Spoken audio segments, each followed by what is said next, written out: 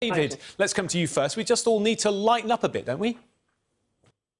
Well, that would be true if it wasn't for the case that for the last several years, we've been bombarded by the media and politicians insisting that we've got to watch our language. You know, we mustn't use hate speech. We mustn't use violent language. And then up pops Joe Brand in the BBC suggesting it might be a hoot if someone got some battery acid in their face. That's okay, is it? No, it's not. It's a patent double standard. And that's really, Jonathan, my beef with this. I believe in free speech. I believe comedians should be allowed to say what they want.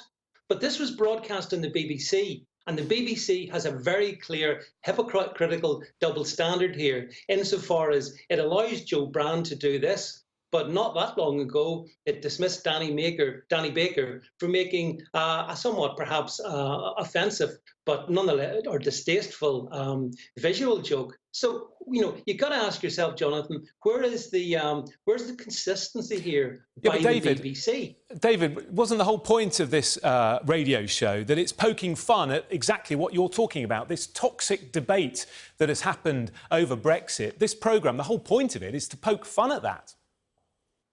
Well, the thing is that the BBC in particular is very keen to lecture people from other political perspectives. And you know, when it comes to be one of their own, and let's face it, Joe Brand has been on the BBC for a very long time, then it seems to have a double standard. And another quick point, if I may say, it was Joe Brand who, in some years gone past, got Carol Thatcher sacked from a BBC programme over a comment that she heard Carol Thatcher say. So, you know, if it's all about free speech, then Joe Brand is an absolute hypocrite, and we shouldn't make excuses for her. And Nigel Farage is absolutely right to demand that she be investigated for incitement, because that's frankly what it is. Wow. So, Tom, the BBC accused of double standards, Joe Brand accused of being a hypocrite. Where do you stand?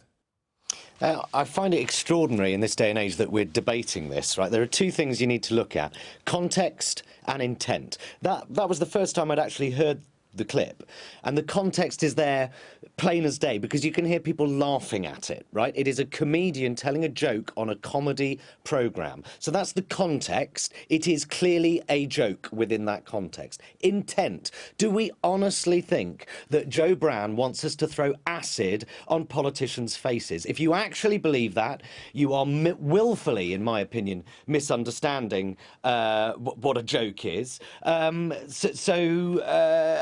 think the intent there was to have a laugh. Comedians' jobs. George Carlin, comedian, once said that it's a comedian's job to find where the line that you shouldn't cross is and then gently step over it. I think we're heading into this rather puritanical age where most comedians these days feel that they have to stay a couple of metres behind that line. Comedy is about hyperbole, irony, shock sometimes, but I think this is a dangerous precedent when the Prime Minister is getting involved, having a pop at the BBC for telling jokes on a comedy programme. I find it absolutely bizarre. It wasn't clearly an incitement of hatred. I wonder whether Nigel Farage is kind of trolling us a little bit and having a pop really at the snowflake left, because it's normally quite often the left that are going, you know, we need to watch ourselves with our language more so than the right. But I'm a big believer in free speech generally, but certainly within this particular context, it was clearly a joke. If you didn't like it, switch off and don't watch Joe Brand again. Simple as that. Jonathan, David, come back in. If I can just ask Tom a question. Tom, tell me this. If somebody had battery acid thrown in their face today, would that be funny?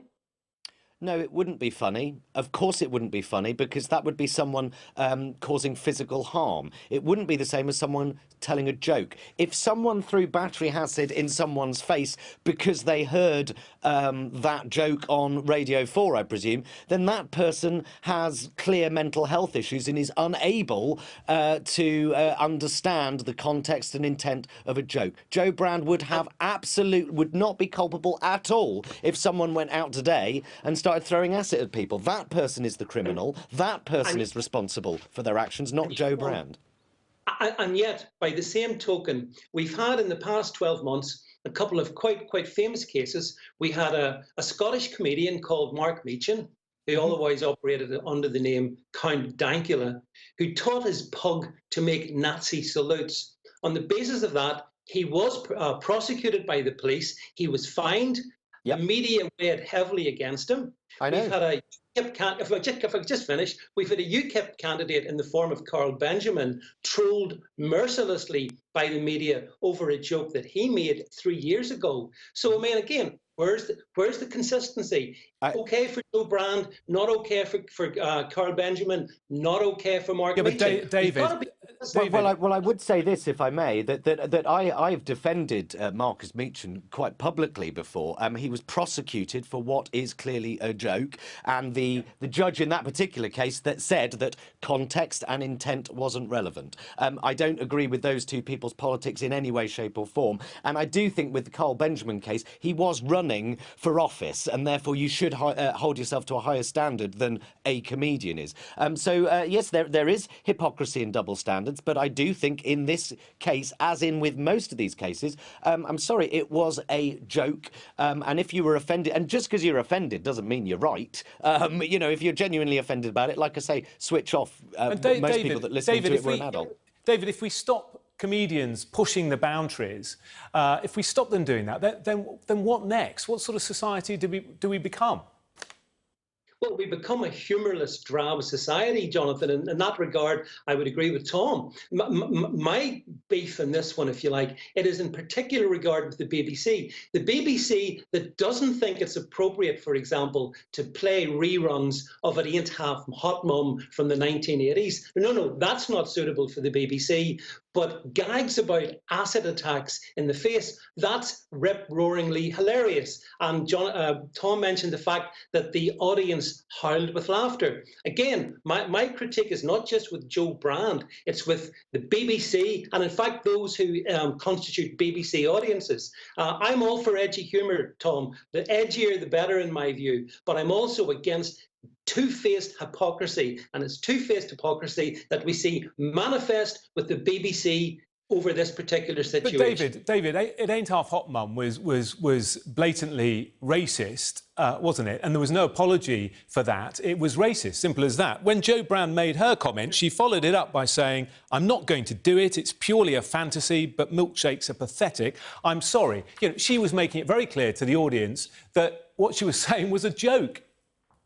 What's pathetic, Tom, is you choosing to pass judgment on something that millions of people during the 1980s found extremely hilarious. And I'm sure the laughter was even greater than Joe Brand's acid in your face joke. So I do think there is, if I may...